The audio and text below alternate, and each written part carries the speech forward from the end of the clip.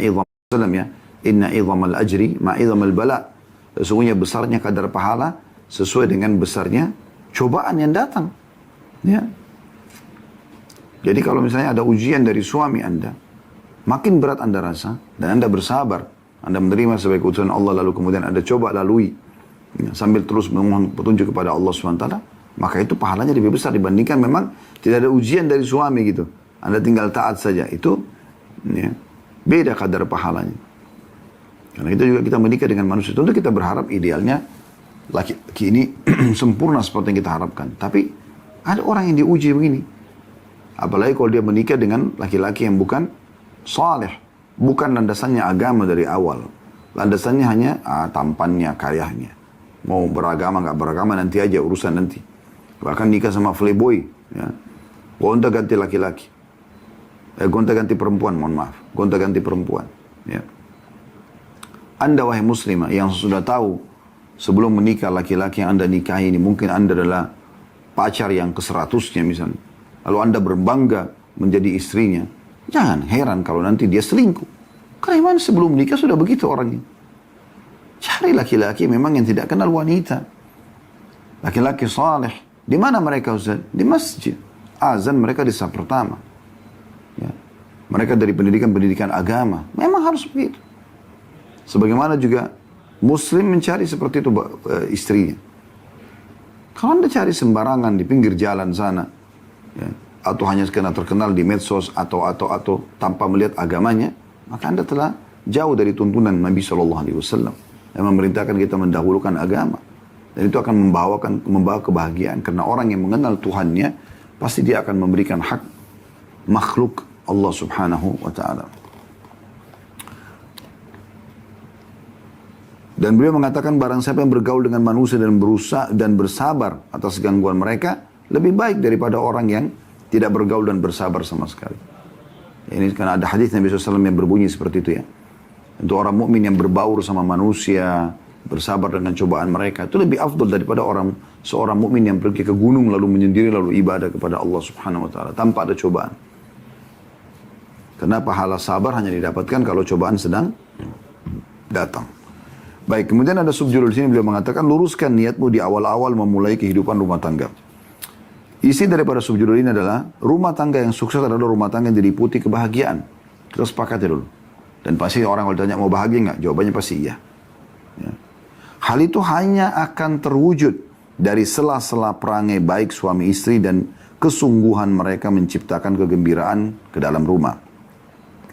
Masing-masing berusaha menyelipkan rasa bahagia di hati pasangannya. Nah ini bahasa yang pekah dari seorang wanita ini ya. Masing-masing, karena penulisnya wanita di sini, masing-masing memasukkan rasa bahagia dalam hati pasangannya. Apa yang pasangannya suka dilakukan, apa yang tidak suka ditinggalkan. Udah nikmatin waktu, nikmatin apapun bersama dia. Bahagia dunia, bahagia akhirat. Masing-masing mengetahui bagaimana memanfaatkan setiap detik kebahagiaan dan kejernihan dalam kehidupan mereka berdua. Bukan malah saling diam-diam, buang-buang waktu. Ada pasangan maksimalin waktu selama bersama. Per detiknya. Merasa rugi lah kalau ada detik waktu di mana Anda sibuk sendiri, pasangan sibuk sendiri. Padahal kesempatan nyari pahala. Apalagi Anda sebagai wanita. Gitu. Suami saya Ustadz, biasanya ada gitu ya. Lebih pentingkan handphonenya daripada saya. Baik, cari jalan supaya Anda lebih hebat daripada handphone itu. Anda harus bisa cari jalan. Sambil berdoa kepada Allah SWT dan lakukan hal-hal yang bisa membuat dia tertarik. Pasti. Kalau sesuatu yang menarik buat dia, pasti dia akan tertarik. Ciptakan kegembiraan dalam hati keluargamu. Balasan itu tergantung jenis perbuatan itu sendiri. Artinya kalau kita biasa sudah niat mau membahagiakan, maka secara otomatis ya dengan izin Allah Subhanahu wa Ta'ala juga akan ada respon kebahagiaan itu yang datang dari pasangan kita. Kata beliau, maka bayangkanlah bagaimana kehidupan yang masing-masing pasangan berusaha membahagiakan yang lainnya. Suami bagaimana cari apa yang bisa membuat gembira istrinya. Apa yang istrinya lama berusaha dengan rumah ini akan banyak waktu berlama-lama di rumah, maka dia buat rumah itu senyaman mungkin. dekorasinya, fasilitasnya, sehingga membuat istri nyaman di rumah. Apa saja yang dia bisa buat istrinya senang di rumah, dilakukan sama dia. Nah, istri balik respon dong harusnya. Begitu suami datang, bagaimana dia merespon dengan hal yang membuat suaminya nyaman, tentram di sebelah dia. Bau badan, sudah kita singgung beberapa pertemuan lalu ya. Bau mulut, nafasnya, penampilan pakaiannya. Ini halal Anda lakukan di depan suami Anda. Jangan kaku.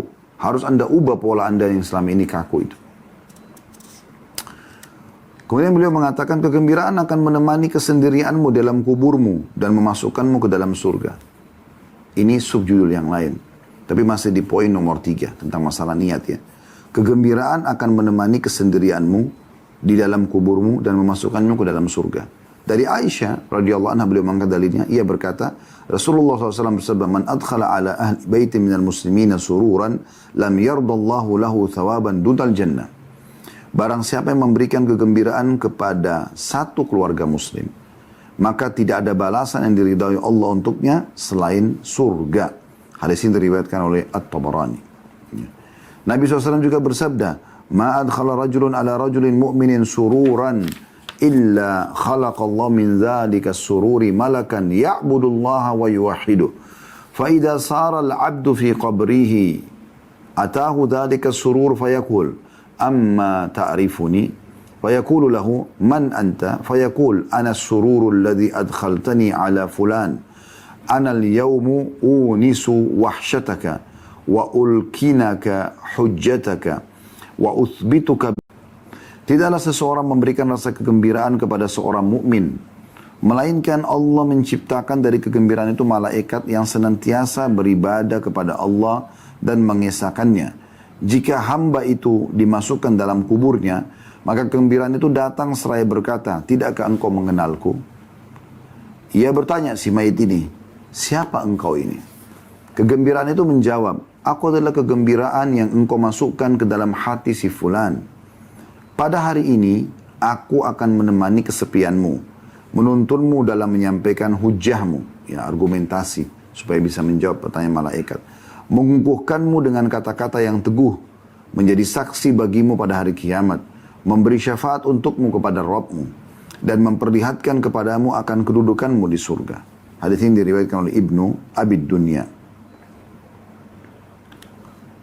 Sururi alal muslim. Jadi maksudnya dari dalil ini Anda bisa bayangkan bagaimana ya memasukkan kegembiraan di hati suami sehingga dia sangat nyaman, sangat tentram. Setiap detiknya bagi Anda mahal sekali kalau lagi ada suami bersama Anda. Anda maksimalin, masukkan kebahagiaan, ketentraman. Ya, jangan Anda justru menjadi beban buat dia. Suami datang dalam kondisi capek sekali. Mungkin dia sudah memberikan isyarat, "Saya capek sekali." Anda langsung cemberut. Wah, mentang-mentang tadi sudah kumpul sama teman-teman, sekarang giliran waktu buat saya malah capek misalnya. Atau ada suami tiba-tiba kelihatan saking capeknya, letihnya, tiba-tiba tertidur. Cemberut, marah. Ukhti muslimah. Dia juga manusia. Dan Allah Tuhan Anda sedang menilai Anda di sini. Biarkan dia istirahat. Setelah dia istirahat, Anda baru kemudian coba. Ya, penuhi hajat Anda kalau Anda inginkan apa yang Anda ingin bicarakan. Biarkan orang merasa nyaman, tentram. Baru kemudian Anda coba penuhi dengan yang lainnya. Ingat selalu, ini adalah hubungan Anda dengan Tuhan Anda, Allah Subhanahu wa Ta'ala. Di dalam riwayat lain, min afdalil amali idkhalus sururi 'alal mu'min, taqdi anhu dainan, taqdi lahu haja, tunaffisu lahu qurba. Ya, kata Nabi SAW, dan hadis ini hadis yang sahih. Ya, sebelumnya ada hadis yang lemah, tapi penulis mengatakan di sini bahwasanya Syekh Albani melemahkan riwayat yang sebelumnya, tapi ini ada riwayat yang sejalan dan beliau mensahihkannya. Salah satu amalan, jadi ada poin yang memberikan kebahagiaan kepada seorang mukmin, yaitu dengan cara melunasi utangnya, memenuhi kebutuhannya dan meringankan kesulitannya. Ya. Jadi ada poin yang harus difahami dan itu memasukkan kegembiraan dalam hati pasangan, istri kepada suami, suami kepada istri, orang tua pada anak, anak pada orang tua, atau secara umum. Ya, memasukkan kegembiraan dalam hati seorang muslim adalah amal yang sangat dicintai oleh Allah Subhanahu wa ta'ala. Kemudian subjudul terakhir dalam poin nomor 3 masalah pengertian dan perbaikan niat ini. Agar kalian hidup paling bahagia. Beliau mengatakan di bawah subjudul ini. Salah satu sarana terpenting yang bisa mengikat dua hati dan menyatukannya layaknya satu tangan dan satu hati. Sehingga syaitan pun tidak bisa mencabit-cabitnya. Ialah hidup bersama menikmati ibadah dan rasa ketaatan kepada Rabb. Setiap kali hari berlalu, ikatan keduanya semakin bertambah kuat dan syaitan pun semakin menjauh. Jadi beliau ingin titip pesan di sini, kalau mau kebahagiaan yang sebenarnya adalah justru di saat suami istri itu beribadah bersama. Kalaupun mereka saling melayani, saling memenuhi kebutuhan, maka karena Allah SWT. Dan juga ibadah-ibadah bersama. Kalau lagi zikir, kita zikir yuk bersama, atau tadabbur baca ayat Al-Quran, atau sholat malam bersama, ini dilakukan. Atau berpuasa Senin Kamis bersama, lalu janjian nanti buka puasa. Ini indahkan ya hubungan suami istri itu. Itu yang Allah inginkan dan itu kenikmatan. Anehnya kenapa ada orang justru dia memperindah hubungan dengan orang-orang yang haram bagi mereka. Bukan suami istri. Tapi suami istri justru tiap hari bertengkar, tiap hari ribut. Tatapan-tatapan mata yang tajam, ucapan kata-kata yang kasar. Kenapa ini? Ini semua dari syaitan.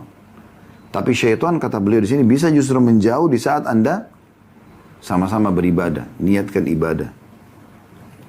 Bagaimana mungkin syaitan bisa menyusup di antara keduanya sedangkan keduanya senantiasa dalam ketaatan? Salat malam bersama, berpuasa bersama, membaca Al-Quran bersama-sama. Ibadah yang dilaksanakan secara bersama-sama akan melembutkan hati keduanya.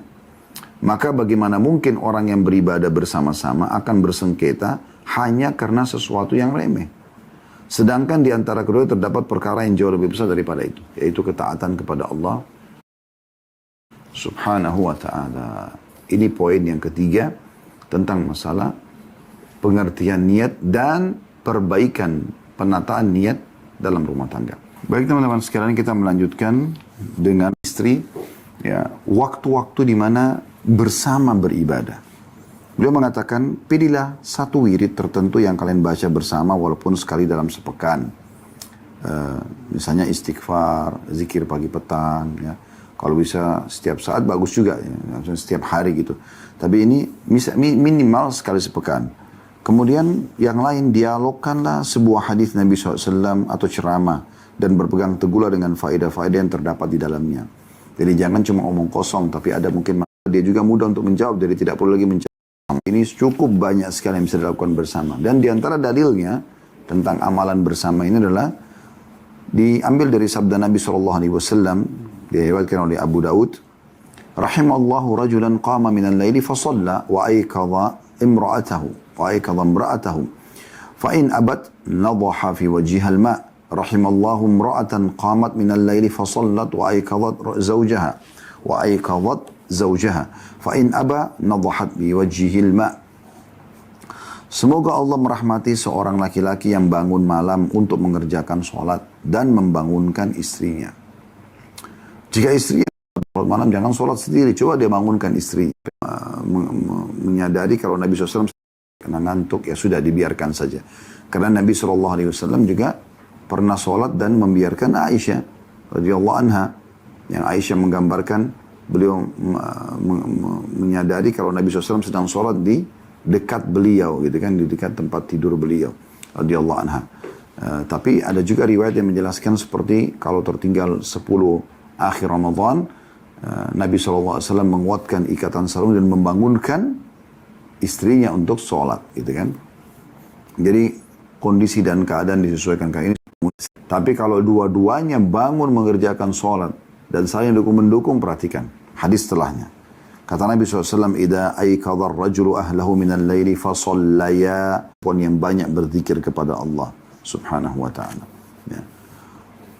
Ketaatan yang dilakukan bersama begini akan menambah kasih sayang antara suami istri. Selanjutnya antara semua penghuni rumah. Ya, kalau sudah terbiasa kita kerjakan bersama-sama, anak-anak juga nanti pasti akan ikut. Ya. Kemudian beliau mengatakan, ada subjudul di poin keempat. Ini kebahagiaan. Dari mana memulainya? Tanda tanya. Kata beliau, kebahagiaan hakiki adalah kebahagiaan yang senantiasa menyertai kita sepanjang hidup. Bahkan sesudah mati. Berlanjut terus. Kebahagiaan ini layaknya buah yang lezat, enak rasanya dan harum baunya. Buah ini adalah hasil dari pohon yang senantiasa disirami dengan iman, akhlak, dan cinta kebajikan. Lalu tumbuh besar dan menghasilkan buah tersebut. Hendaklah masing-masing suami istri ingat bahwa menghiasi diri dengan sifat dan akhlak yang diridai Allah dan dicintai Rasulnya SAW adalah bahan bakar utama dalam menjalankan roda kehidupan rumah tangga yang bahagia.